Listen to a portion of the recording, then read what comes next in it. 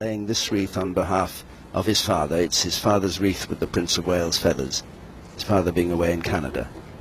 Prince Henry served 2 months in Afghanistan last year and is now training to be a helicopter pilot.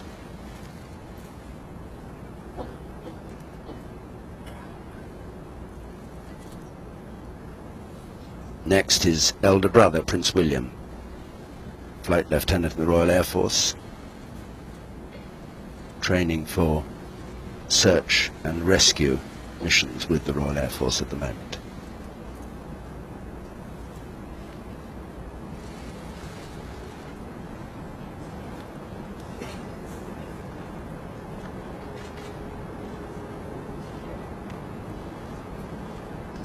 The Duke of York, in the uniform of a captain of the Royal Navy, who will be taking the salute on Horse Guards of the march past of the veterans who go down past the Cenotaph, lay their wreaths past Downing Street, and then back across Horse Guards, and he'll be there.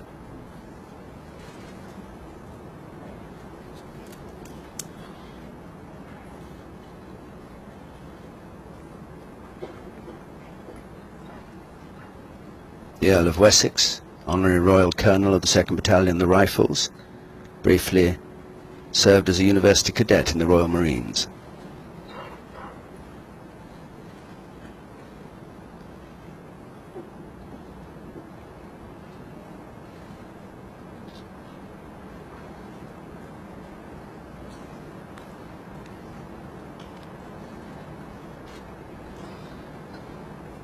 The Princess Royal, in the uniform of a Rear Admiral of the Royal Navy.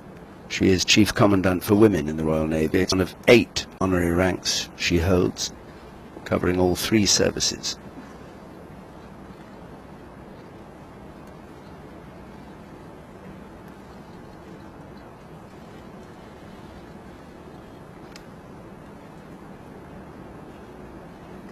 And the last member of the royal party, the Duke of Kent, Field Marshal, who served 21 years in the army, who's president of the Commonwealth War Graves Commission that looks after those cemeteries all around the world where the British and Commonwealth dead are buried or remembered.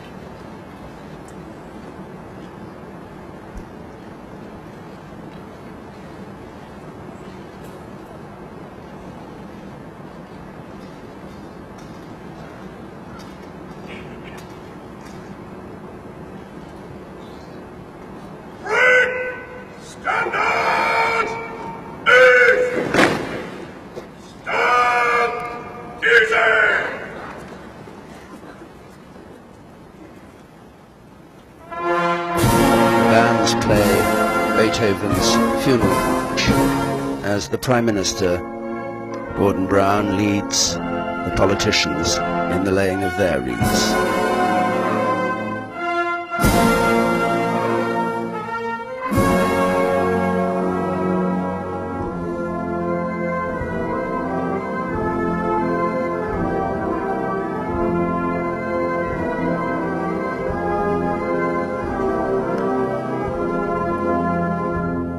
David Cameron, the leader of the opposition.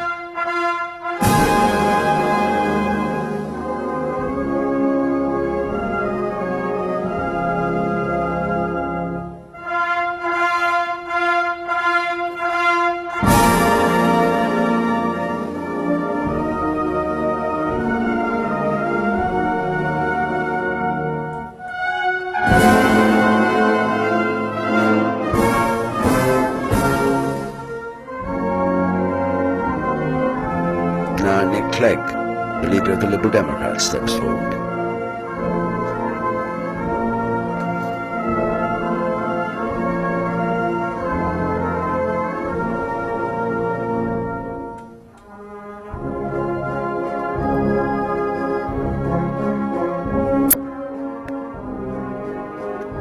From Northern Ireland, the leader of the Democratic Unionist Party, Peter Robinson.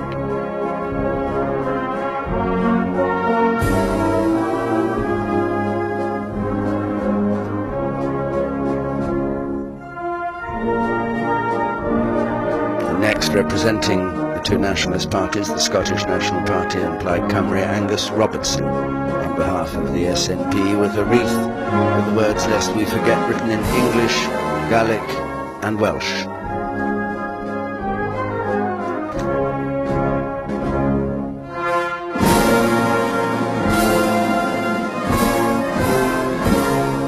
With the special wreath made up by Kew Gardens with all sorts of plants in it, including olives from Gibraltar, tussock grass from the Falklands. The Foreign Secretary, David Miliband.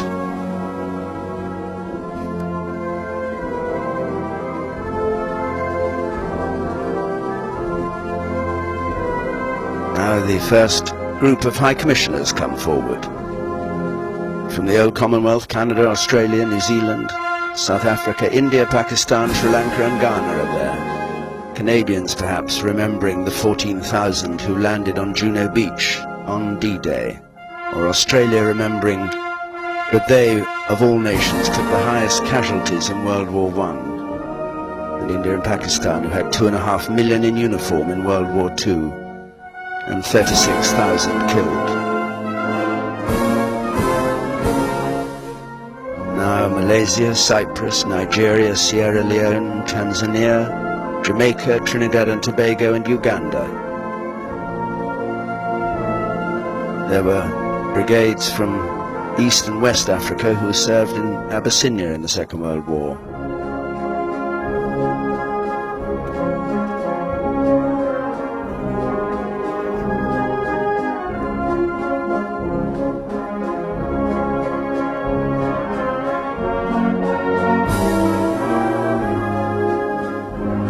As they return to their place, the High Commissioners of Kenya, Malawi, Malta, Zambia, the Gambia, Maldives, Singapore, Guyana and Botswana.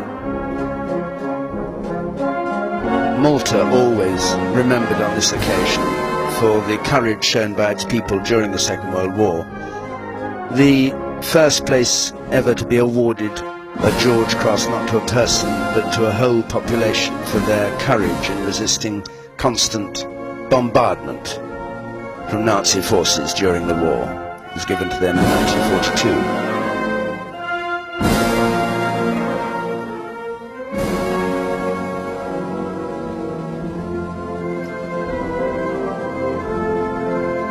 The High Commissioner from Fiji, who's among this group coming forward, may be remembering two Fijians, one from the Royal Regiment of Fusiliers, one from the 2nd Battalion, the Rifles, who were killed in Afghanistan. He's there with High Commissioners from Lesotho, Barbados, Mauritius, Swaziland, Tonga, Bangladesh, Bahamas, Grenada and Papua New Guinea.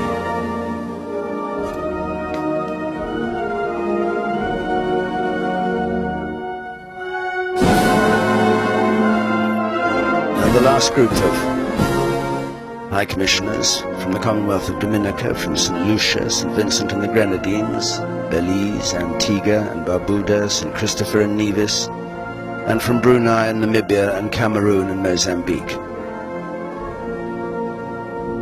Those Caribbean states provided a regiment recruited in 1944 in the Second World War, which was posted to Egypt.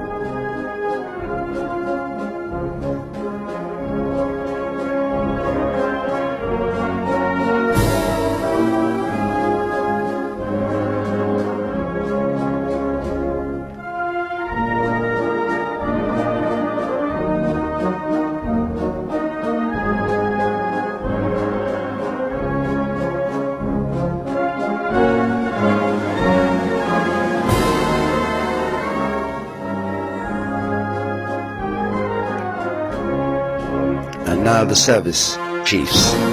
Admiral Sir Mark Stanhope for the Royal Navy, General Sir David Richards for the Army, and Air Chief Marshal Sir Stephen Dalton for the Royal Air Force.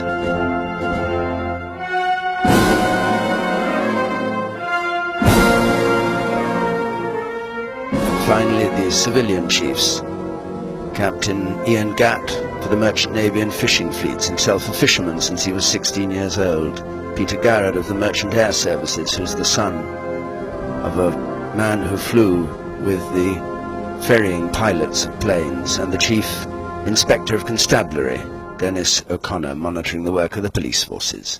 That brings to the end the laying of the wreaths and now the service.